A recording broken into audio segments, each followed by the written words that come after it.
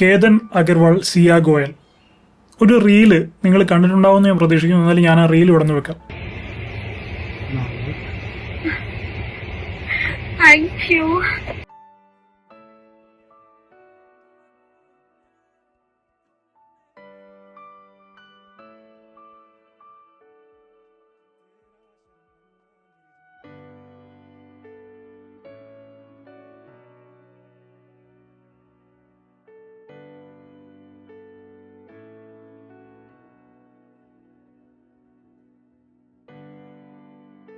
അപ്പോൾ ആ റീൽ നിങ്ങൾ കണ്ടു കാണും. ബർത്ത്ഡേക്ക് സർപ്രൈസ് കൊടുക്കുന്നതും കുറെ ഫ്ലവേഴ്സ് വെച്ചിട്ട് കാറിന്റെ സൺറൂഫ് ഓപ്പൺ ചെയ്യും. ഈ റീലൊക്കെ ഞാൻ ഇതിനു മുമ്പ് കണ്ടാണ്. എനിക്ക് തോന്നുന്നൊരു മെയ് ടൈമിലെങ്ങാണ്ട് കണ്ടാണ് ആ റീൽ.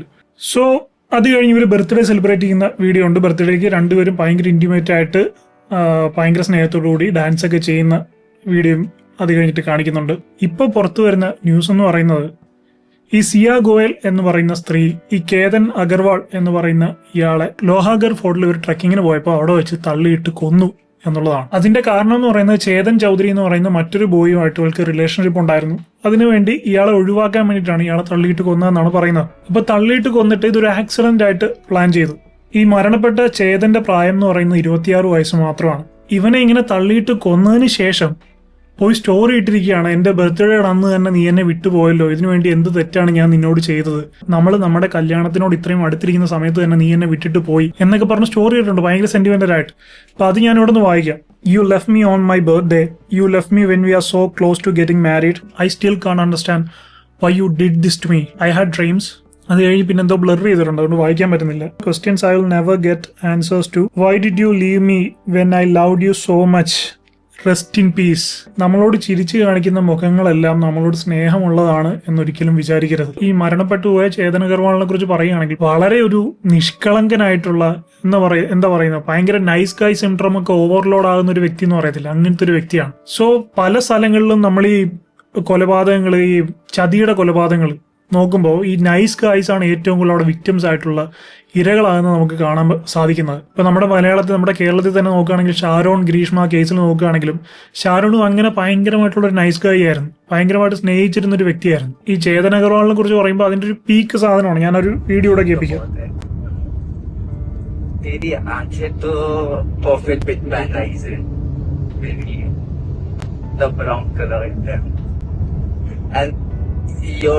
इसे क्या बोलते हैं, sorry, fillets, yes, fillets best.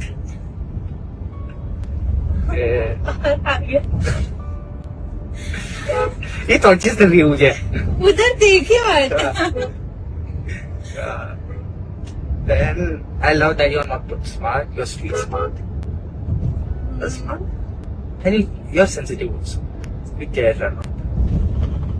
And not just for me, for him.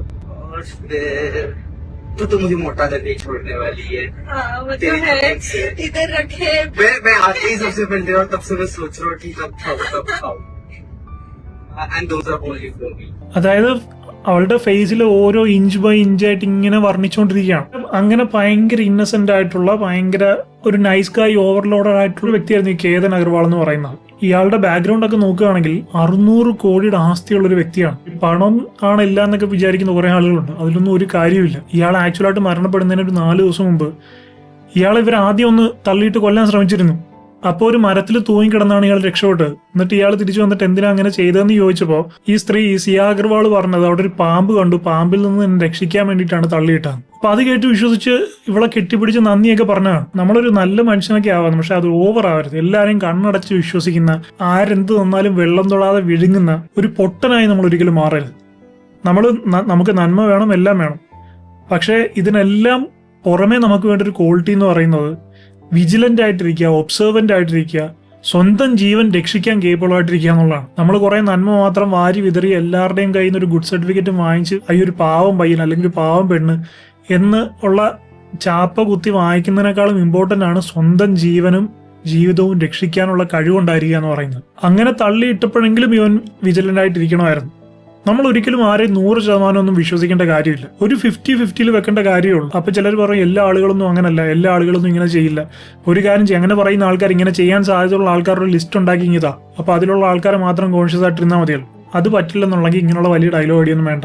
ആര് വേണേ എപ്പോൾ വേണേ എങ്ങനെ വേണേ ചേഞ്ച് ആകാം. ഈ കേതൻ അഗർവാളിന്റെ കാര്യം തന്നെ നോക്കുകയാണെങ്കിൽ ഇയാൾ മരിക്കുന്നതിന് ഒരാഴ്ച മുമ്പ് ആരെങ്കിലും അയാളോട് ചെന്നിട്ട് പറയുകയാണ്, ഈ സിയ ഗോയൽ എന്ന് പറയുന്നത് നിന്നെ കൊല്ലാൻ നോക്കുന്ന ഒരു സ്ത്രീയാണ്, അവൾ നിന്നെ കൊല്ലൂ എന്ന് പറഞ്ഞു കഴിഞ്ഞാൽ ചിലപ്പോൾ ആ പറഞ്ഞവനെ പിടിച്ചടിക്കും.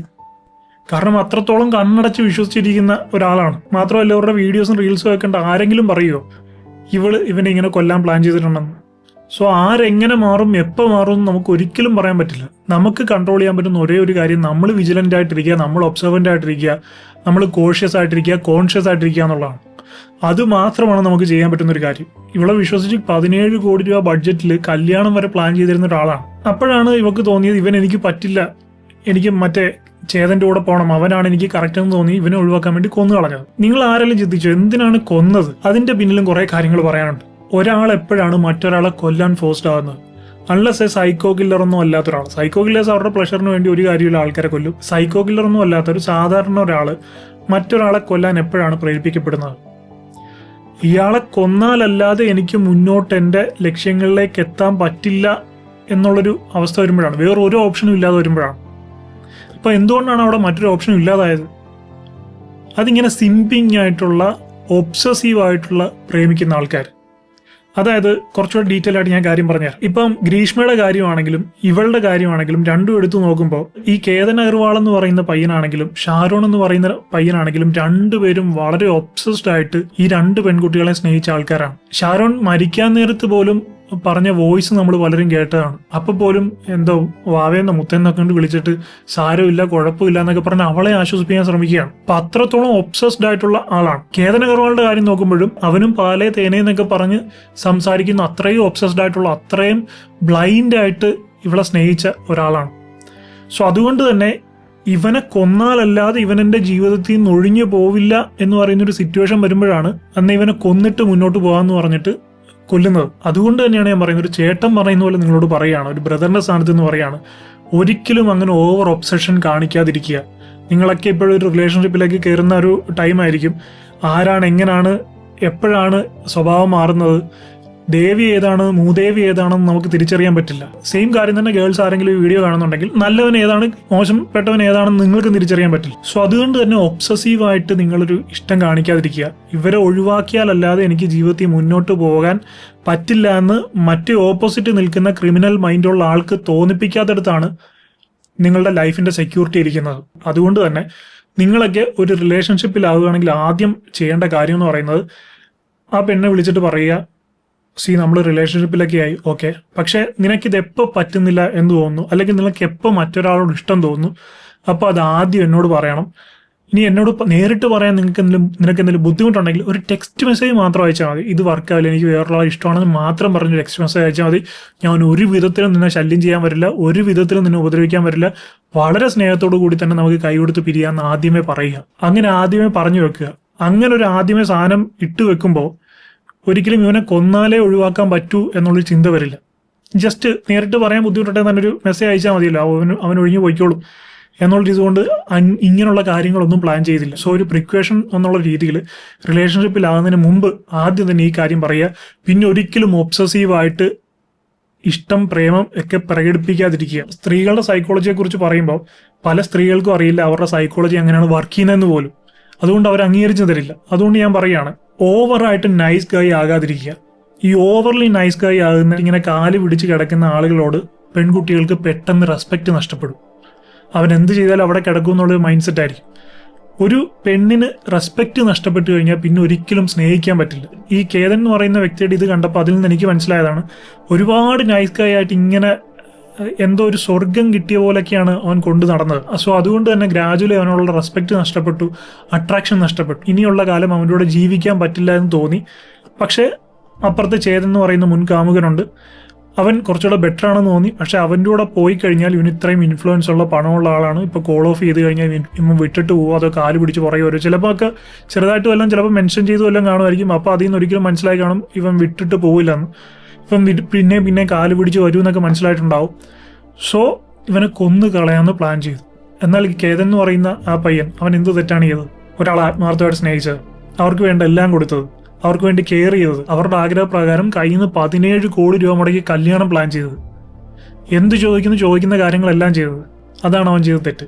അപ്പം നമ്മൾ മറ്റുള്ളവരുടെ തെറ്റുകൾ കണ്ട് മനസ്സിലാക്കുക, അതിൽ നിന്ന് നമുക്ക് പഠിക്കാൻ പറ്റുന്ന കാര്യങ്ങൾ ഉൾക്കൊള്ളുക. ഒന്നുകൂടെ പറയുകയാണ്, ഒരു റിലേഷൻഷിപ്പ് ഒക്കെ സ്റ്റാർട്ട് ചെയ്യുമ്പോൾ ആദ്യം നിങ്ങൾ പറയേണ്ട കാര്യം, അറ്റ് എനി പോയിന്റ് ഈ റിലേഷൻഷിപ്പ് മുന്നോട്ട് പോകില്ല, അല്ലെങ്കിൽ എനിക്ക് ഇവൻ്റെ കൂടെ മുന്നോട്ട് പോകാൻ പറ്റില്ല, അല്ലെങ്കിൽ എനിക്ക് മറ്റൊരാളെ ഇഷ്ടമാണെന്നൊക്കെ തോന്നുകയാണെങ്കിൽ ആദ്യം അത് നിങ്ങളോട് തന്നെ വന്ന് പറയുക.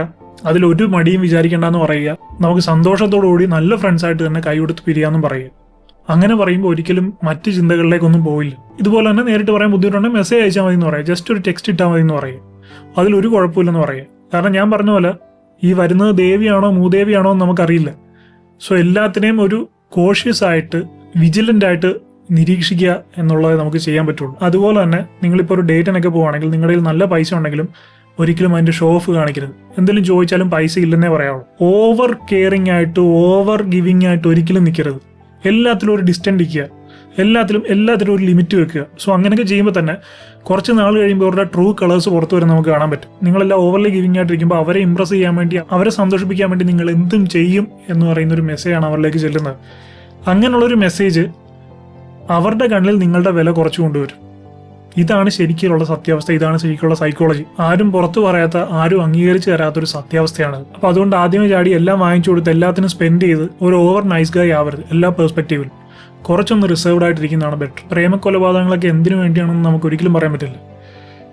ചിലപ്പോൾ പണത്തിന് വേണ്ടി കൊല്ലും, ചിലപ്പോൾ കാമത്തിന് വേണ്ടി കൊല്ലും, ചിലപ്പോൾ എന്തെങ്കിലും മുൻ വൈരാഗ്യം വെച്ച് കൊല്ലും. റിലേഷൻഷിപ്പിൽ ഇങ്ങനെയുള്ള കൊലപാതകങ്ങൾ ആണും പെണ്ണും ചെയ്യാറുണ്ട്, നമ്മൾ പലരും കണ്ടിട്ടുണ്ട്. പക്ഷെ നമ്മളിതിന്റെ കോമൺ ഒരു ഇതായിട്ട് എടുത്തു നോക്കുകയാണെങ്കിൽ, ഞാൻ ആരെയും കുറ്റം പറയല്ല, നമ്മൾ കോമൺ ആയിട്ട് കാണുന്ന ഒരു കാര്യം എടുത്തു നോക്കുകയാണെങ്കിൽ, ഇപ്പം ആൺകുട്ടികൾ കൊല്ലുന്ന കൊലപാതകങ്ങളൊക്കെ എടുത്തു നോക്കി, ഒന്നെങ്കിൽ പെണ്ണ് പ്രേമം വേണ്ടാന്ന് പറഞ്ഞിട്ട്, അല്ലെങ്കിൽ പെണ്ണിന് മറ്റൊരാളുമായിട്ട് റിലേഷൻഷിപ്പ് ഉണ്ടെന്ന് അറിഞ്ഞിട്ട്, ഇങ്ങനെയൊക്കെയാണ് നമ്മൾ കാണുന്ന പ്രേമ കൊലപാതകങ്ങൾ, ആണുങ്ങൾ ചെയ്യുന്ന കൊലപാതകങ്ങൾ കൂടുതൽ. തിരിച്ച് പെണ്ണുങ്ങൾ ചെയ്യുന്ന കൊലപാതകങ്ങൾ നോക്കിയും, ഗ്രീഷ്മയുടെ കേസ് തന്നെ എടുക്കുകയാണെങ്കിൽ, ഇവനെ എങ്ങനെയെങ്കിലും ജീവിതത്തിൽ നിന്ന് ഒഴിവാക്കി വിടണം എന്ന് തോന്നുമ്പോൾ, കേതൻ അഗർവാളിന്റെ കാര്യം നോക്കുമ്പോഴും ഇവനെ എങ്ങനെയെങ്കിലും ജീവിതത്തിൽ നിന്ന് ഒഴിവാക്കി വിടണം എന്ന് തോന്നുമ്പോൾ. സോ അതുകൊണ്ട് തന്നെ രണ്ടുപേരും ചെയ്യുന്നത് വലിയ തെറ്റാണ്. എന്തിന്റെ പേരിലാണെങ്കിലും ഒരാളെ കൊല്ലാനുള്ളൊരു അവകാശം നമുക്കില്ല. പക്ഷേ ബോയ്സ് കുറച്ചുകൂടെ കെയർഫുൾ ആയിട്ടിരിക്കുക. കാരണം എന്ന് പറഞ്ഞു കഴിഞ്ഞാൽ ആണുങ്ങൾക്ക് പട്ടിയുടെ വിലയുള്ളൊരു നിയമവ്യവസ്ഥയുള്ളൊരു സ്ഥലത്താണ് നമ്മൾ ജീവിക്കുന്നത്. ഇവിടെ മാത്രമൊന്നുമല്ല, ലോകത്തിൽ ഒട്ടുമിക്ക എല്ലാ രാജ്യങ്ങളിലും ഇങ്ങനെയൊക്കെ തന്നെയാണ്. ആണുങ്ങൾക്ക് പട്ടിയുടെ വിലയുള്ള നിയമവ്യവസ്ഥയാണ്. അൺഫോർച്ചുനേറ്റ്ലി ഈ നിയമങ്ങളൊക്കെ ഉണ്ടാക്കുന്നത് ആണുങ്ങൾ തന്നെയാണ്. Hats of two that. Always be doubtful and observe. അതിലൊരു തെറ്റുമില്ല, അതിനകത്ത് ഒരു തെറ്റുമില്ല. കാരണം അൾട്ടിമേറ്റ്ലി നമ്മുടെ എയിം എന്ന് പറയുന്നത് നമ്മുടെ ജീവൻ നിലനിർത്തുക, റെസ്പെക്ട്ഫുൾ ആയിട്ട് ജീവിക്കുക എന്നുള്ളതാണ്. ആരെയും 100% കണ്ണടച്ച് വിശ്വസിക്കേണ്ട ഒരു കാര്യമില്ല. അതുപോലെ തന്നെ ഞാൻ ഇന്നലെ നമ്മുടെ മെമ്പേഴ്സ് കമ്മ്യൂണിറ്റിയിൽ ഒരു വീഡിയോ പോസ്റ്റ് ചെയ്തിട്ടുണ്ടായിരുന്നു. ഇതുമായിട്ട് ഭയങ്കര റിലേറ്റ് ചെയ്യാൻ പറ്റുന്ന ഒരു വീഡിയോ ആണ് ഞാൻ പോസ്റ്റ് ചെയ്തത്.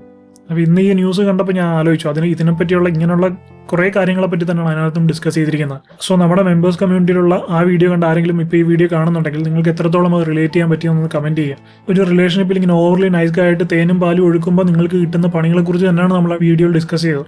So anyway, I really feel sorry for Ketan Agarwal. The loss is for his family. നഷ്ടപ്പെട്ട അവൻ്റെ കുടുംബത്തിന് മാത്രമാണ്.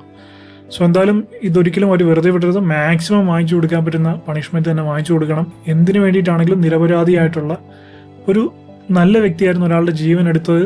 അതിന് കിട്ടാവുന്നതിൽ വെച്ച്, നമ്മുടെ ഇന്ത്യൻ ഭരണകൂടത്തിൽ വെച്ച് കിട്ടാവുന്നതിൽ വെച്ച് ഏറ്റവും വലിയ ശിക്ഷ തന്നെ വാങ്ങിച്ചു കൊടുക്കണം. അതിനുവേണ്ടി ഏതറ്റം വരെ പോകണം അത് പോകും. അവർ എത്രയും സമ്പാദ്യവും കാര്യങ്ങളൊക്കെ ഉള്ള ഒരാളാണ്. അവർക്ക് ആകെ ഉണ്ടായിരുന്ന ഒരു മോനാണ്. സോ അവർ ഏതറ്റം വരെയും പോകും.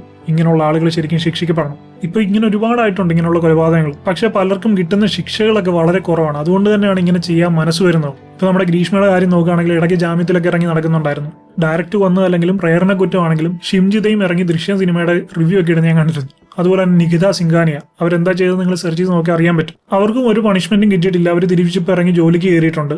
സോനം രഘുവൻഷി, ആ പേരൊന്ന് സെർച്ച് ചെയ്ത് നോക്കുക, അവരെന്താ ചെയ്തത് നിങ്ങൾക്ക് മനസ്സിലാവും.